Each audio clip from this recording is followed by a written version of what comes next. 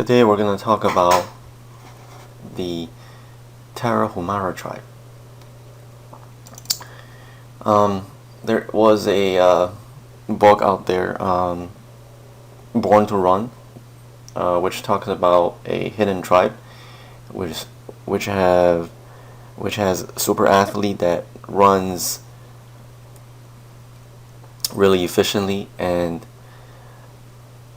for a long period of time, and the scientists are trying to figure out what's their secret, right? Well, that mystery is solved because the secret is really in the state of the foot, the hyperarch mechanism. They naturally learn how to tap into that mode of the foot naturally by running barefoot from a very young age. But the modern day barefoot runners, they learned this too late. So even though they started to run barefoot, but their running gait is still different. They don't know the subconscious state of the hyperarch. So when they run, it's still in the walking mode. So we're going to compare how the athlete from Tarahumara, and we're going to compare with the authority in barefoot running, Ken Bob. Okay, and you will see the difference. Alright, let's take a look at this clip here.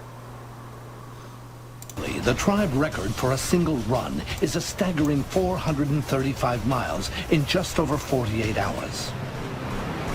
It's equivalent to running from New York to Cleveland, Ohio.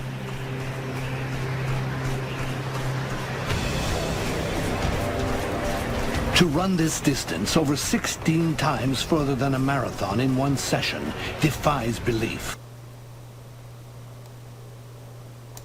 Okay, so notice the way they strike the ground.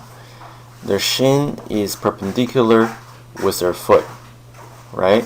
The shin bone is perpendicular to the foot. Also, what you will notice is that the heel does not touch the ground. Okay? If you look at how barefooters run, their entire foot is on the ground and their toes are raised. But look at these toes. Just like Ray Allen's and all these NBA players, those toes are pointing downwards. Okay, they don't use, because they're running in they're not running sprint, so they don't need too much tension in the foot, so they don't curl back so much. But you can see these tendons, the longest tendons, they also pop up. This big tendon over here connect to the shin, which I talk about almost in all my videos, talking about shin splints, how the hyperarch mechanism eliminates shin splints because this tendon is activated. Okay, so when they strike down, there's a perfect, when they impact the ground, it's a perfect 90-degree angle. Heel does not touch. Okay, now when you land in this mode, you're gonna bounce forward. So how does it bounce? Let's take a look.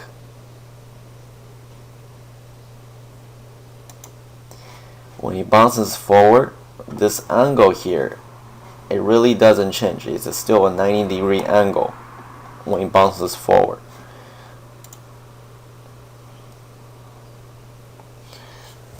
Just like LeBron James. And then we're going to take a look at how Ken Bob. So when Ken Bob runs, okay, first of all, when he takes a stride, all his toes are raised, okay, and when it impacts the floor, the whole ground, the whole foot. Also, you will notice that the degree, the degree here between the shin and the foot is less than 90 degrees, less than 90, and it's not straight. When he lands, it's not straight, okay? And forced dorsiflexion occurs. But you compare that to this, it's totally different.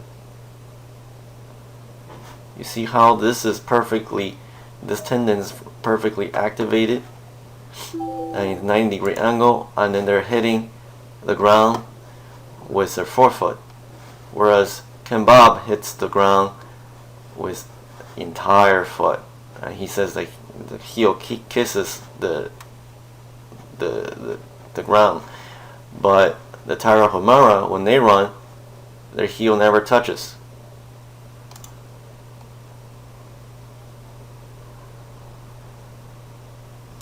This is what I call running in the walking mode. Although you're running barefoot, it does not mean you're running correctly.